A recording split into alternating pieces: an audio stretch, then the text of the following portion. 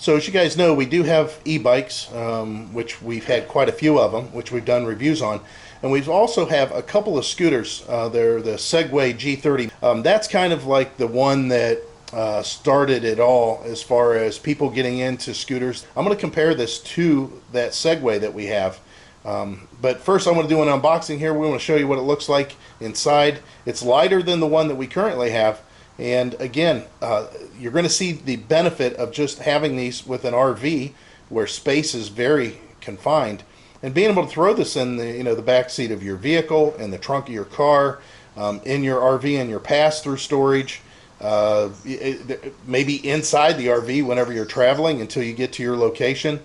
All good reasons to get into these electric scooters.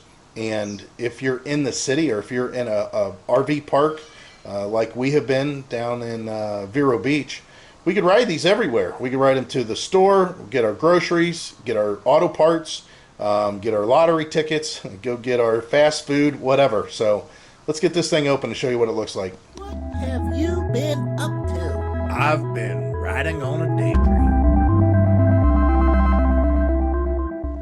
So here's some of the nice things that they add, that's addition that I didn't get with the Segways. And the price point on this is pretty good. We're going to have a code, I believe, down in the description that'll give you some sort of a discount. But let me tell you about the scooter itself. It's iSinwheel. So the letter I, the word sin, and then wheel. iSinwheel. It's an S9 Pro. Now this thing has a relatively small battery in it to keep the weight down. But it still goes 17 miles is what it's given the range of. Now, of course, riding at 17 miles, it gets to be a little bit old. But our Segways, which have like a 35-mile range on the batteries, I mean, they're pretty good. We find ourselves, the only benefit to that is we don't have to charge it up as much in between rides. But really, we don't go that far. We might go 5 miles and then maybe another 5 miles, but that's about it. You can, if needed to be, you can put a seat on this one. Now there's some places that don't allow that because they don't consider it a scooter for the sidewalk at that point. They consider that potentially kind of a motorcycle. So watch whenever you put a fixed seat on there, but you can put a fixed seat on here if you'd like. And these things come in really handy. We had to buy them for our Segways, and we use them when we go to the store all the time. So inside, you've got some literature here. Retain this card and order your order number for your receipts. Quick start guide talks about how you. Oh, that's nice. There's an app. That's okay. That's good. Segway has the same thing. I didn't think that they would offer that. You can control this with an app, and it does have the hardware in here. I'm sure this is, oh yeah, this is just a little tiny charger. This is probably one of the smallest charging bricks that I've seen, which is kind of cool in one sense because you got less space to be concerned with. It is a 1.5 amp, 63 watt charger, so I'm sure for the battery size it's fine. Boy, this thing is really big. This is a very plentiful size for this case. It's actually bigger than the one we got. And here's what I was looking for. And that is the hardware to put the handle on. Now I'm going to look real quick here. I'll have my first criticism here if I have any at all. And that is, yeah, see, this is something that I would be recommending that they do. And that is, oh, they did. Awesome. And I don't know if you're going to see this on camera. I'm colorblind, so it was a little bit harder for me to see. But see that blue there? That's very important. They put Loctite on here already. So whenever you run these screws in, once they're in, they're locked in place. They shouldn't back out because that Loctite will keep them from doing so. All right, so the handlebar's on. That was really easy to do, especially when I went and got my power drill driver to run it in.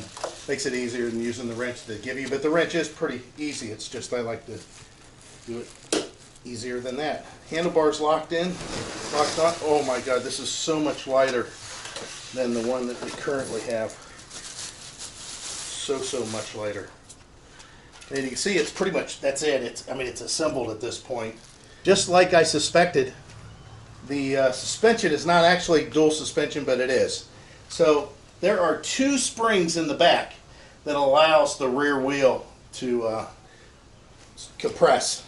There is suspension there. I don't know if you can tell that on camera, but my big butt's definitely helping push that down. There's nothing on the front though. So dual, yes. Dual wheel suspension, no. I like the build. I like the way the grips feel. I do like that. There is a thumb throttle on there. That's kind of nice. Let's go ahead and get you up close and personal. I do like the back brake. That's a nice back brake. It's just cable activated. And there is BMS built into this. They call it intelligent safety. You know, it's equipped with downhill and braking regenerative battery. So basically it will charge a little bit through the front whenever you're slowing down and you're braking. It'll recognize that. I do like some of the stuff on here. I like their cable routing. A lot of people keep it in the tube. I mean, they did a pretty good job there. I do love the tires. Again, I don't know if you're going to be able to see, but there are holes or cavities all the way around the tire for suspension, to help out the suspension on it. It don't go all the way through. They're just voids to help with that. Then you have your charging port here. It says max load 264 pounds. Guess what? That's me. That's right at me. And I think that the fact that these guys are selling this thing relatively cheap right now is going to make this even more enticing. Dual suspension, 1, 2. Looks like they're kind of adjustable too, or at least maybe there's just the stops. The underside here, this is plastic. It's not metal, but it is ribbed. It is kind of flimsy. I don't know how much you're going to want to be jumping off curbs or banging curbs with that. Sometimes I have a tendency to do that myself. It does have a headlight on there. Let's go ahead and check some more of this out. All right, so a little bit of noise because we are in farm country, but we are also in bike trail country, and it's a beautiful trail. It's about a 20-mile trail. And what we're going to do with the iSinwheel, or iSinwheel, however you want to say it, is give a test of this thing. As far as the range, I only have about 80% on it. We're not going to go the full range because I don't feel like pushing this or carrying it or anything like that. My wife will be trailing along behind with the electric bike. However, in the next segment, after we test this and I give you some idea of what I think about it, we will be doing sort of a comparison between this and the Segway G30. So let's go into it.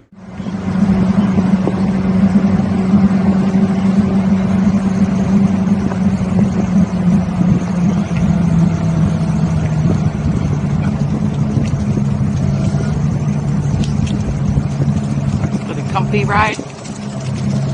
So it's a pretty smooth ride. It's very quiet. The airless tires do a better job than I thought they were going to do, absorbing some of these bumps with these roots that are coming underneath the trail here. Really can't see them too well because it's in the shadows. But as far as the overall feel, the deck is a little bit shorter underneath my feet than the Segway is. But the pickup is rather good. I've got it on sport mode, and I am definitely at the maximum weight for this thing. Again, 80% battery.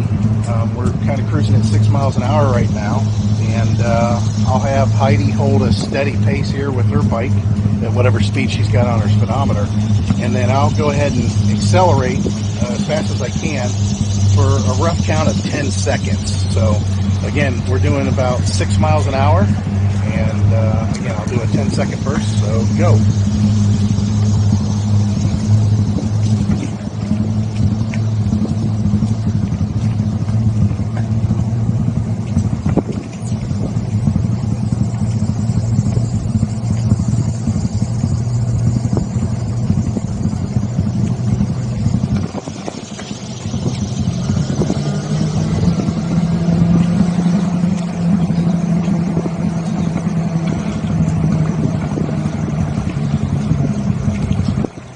That was 10 seconds. Yeah, it's a pretty comfortable ride. You know, I'll tell you that the biggest problem that a lot of people have with these scooters is they're so overly crazy priced, and they just don't know if they like their scooter that much.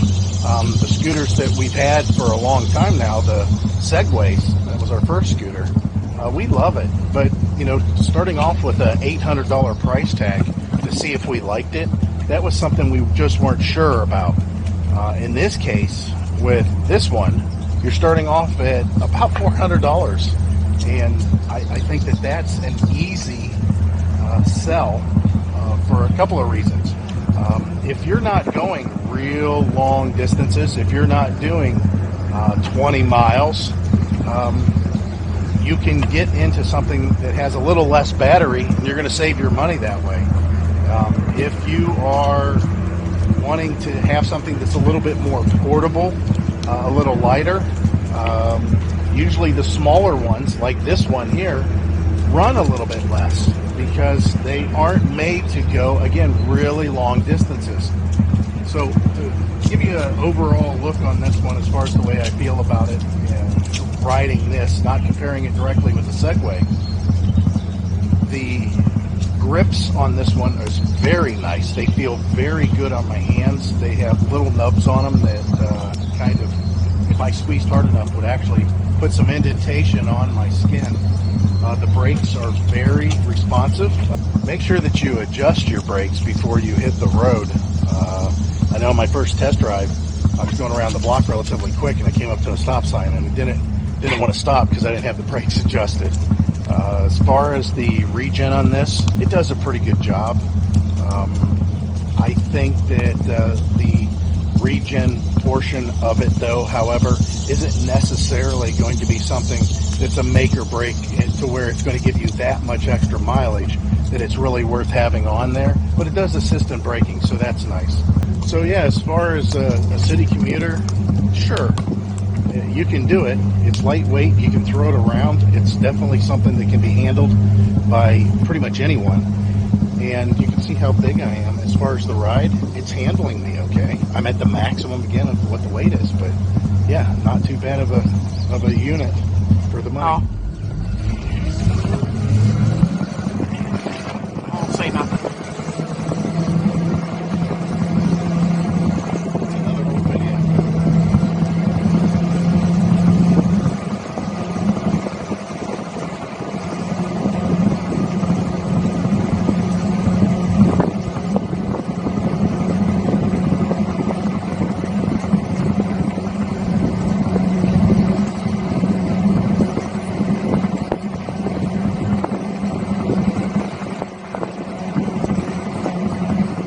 Last thing that we need to talk about is kind of the comparison between this one and the one that has been around forever, and that's the 9-bot, the G30, the original 9-bot G30. The comparisons, they look alike, sort of, but you can tell there's a lot of things that make this one a little bit lighter weight. It's not a bad thing. The 9-bot is a heavy scooter, considering. Not as heavy as a 40 mile per hour, like Nan Robot that we used to have. That was a $1,800 scooter though. The 9-bot is heavier. It has bigger tires. They are pneumatic. And of course the battery's bigger. You have much longer range on that one. A lot of these advertised ranges though, that's all subjectable. How fast you're traveling, how heavy you are, how windy it is, how hilly it is. There's a lot of things that come into play there. I would feel comfortable with the iSinwheel. I'd say probably 12 miles. 6 miles one way, 6 miles back should be okay. I can't think of a reason why it shouldn't. The lightweight and portability of this one here, it far outweighs this one as a daily commuter. Like, I wouldn't think about carrying this 9-bot on a bus with me and then hopping off the bus and opening this up and taking off. The 9-bot's just too big compared to this one. You can see as far as length though, like I said, I can feel underneath my feet that the 9-bot has a little bit more board to stand on, but quite honestly, not much more. It is a little wider, but the length is really close as far as from front to rear. The travelability of the iSinwheel, again, even though those are kind of, I guess we'll call them run flat tires. You know, there's no air in them. They're solid tires. I noticed that the ride was pretty comparable. It's not bad. It really isn't. So let's go ahead and look at the display on this, and then we'll look at the app real quick. Of course, when you first push the button, you're just going to be turning it on. Real easy to read. You can see, I'm assuming this is a red color right now, being that I'm colorblind, and that just means I'm in sport mode. Of course, you can change the mode a couple quick pushes of the button, and now I'm in the slow comfort mode. I keep it in sport mode all the time. The other thing is one push, just one normal push. That's going to turn on the headlight. Again, I mentioned this before. The headlight on this is pretty darn good. It's a projector beam with an outer ring. It's not bad compared to the one that is on the 9-bot. You know, it's just a little tiny projector beam. Does a good job, but I do like this one lower because now I can put, you know, this included cargo carrying case up high up against the bars. You can't do that with that one because the headlight's in the way. All right, so you can see this mini robot. That's the app. We'll click on that. Talks about how you have to have certain stuff. Whenever you see this down below, you just click it. It'll connect. We've charged this up since our last little trek. I want you to see the features here. You got your cruise control. You can turn that on or off. Of course, you can turn on and off your headlight from here if you want to do that. Not sure why you need to. Then you have your sport mode and comfort mode, which I talked about before. But here's the overall look here. You can see that I went 5.3 miles. I'm thinking 10 to 12. I feel comfortable with 12. Round trip should be okay. Now that the battery is fully charged, they're saying that I can do 18 miles. That's about right. I mean, the battery is not a huge battery. It's 7.5 amp hours, which is pretty good considering how lightweight this is. So lots of information here that you can follow along with. Kind of cool that you have this, you know, the temperature of the scooter. Let's go ahead and go back though to the settings, and these are the settings you can change. If you're in comfort mode, this when I rode, I think I did maybe about 16 miles an hour for the most part. Very rarely did I get up close to that 18 mile an hour mark, and that's because I'm at the max weight of what this scooter can handle. They do have the energy recovery, you can see here. Basically that is you know, at adaptive. I'm sure I can go in there and change this stuff. I can turn that off. The cruise condition speed, basically how fast you want the scooter to run in cruise control. Of course, cruise control on or off is up here. And then if you want to change it to, you know, metric or the other, you do that. Now zero start, that's at the bottom here. You can see that. Basically that is, if I pull the trigger, the wheel spins. I don't have to push off first. It will spin. So as you can see, this is the thumb trigger. It's awful familiar compared to the Segway over there. But that zero start, you can see if I push this thumb trigger here, I don't have to be moving.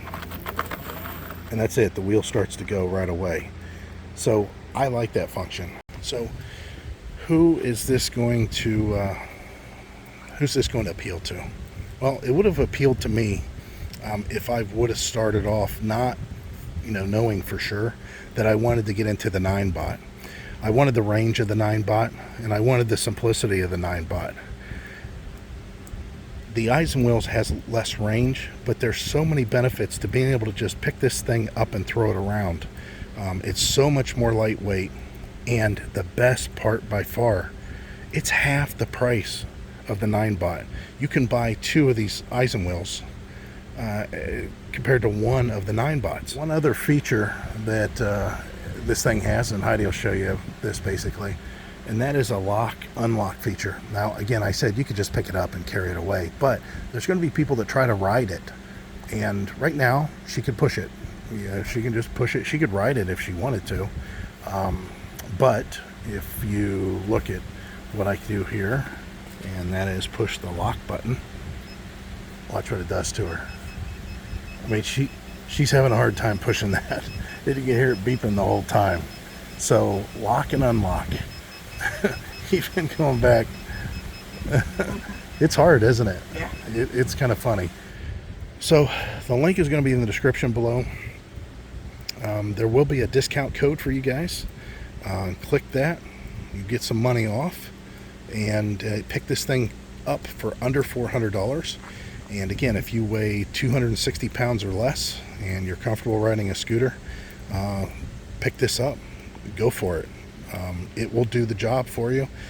You're not climbing Mount Everest with this. It won't climb pretty steep hills, but neither does the 9-bot. You will have to push it up. But as far as when you get into a situation, like in this case, we're not that far away, but we have been.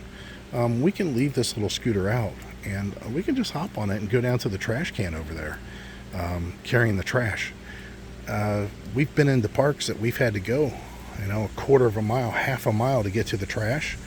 And, when I say hills, it'll go up these little hills that don't really come out on camera very well.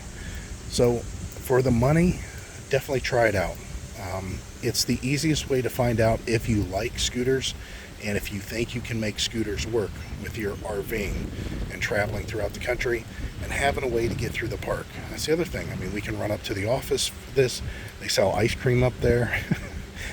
You can tell there's a theme here of not exercising. Maybe I don't want to walk. Maybe I'm not that type of person. But it's definitely something to try. So I hope this helped out, guys. Again, links are down in the description. And as always, we hope to see you out here. Bye.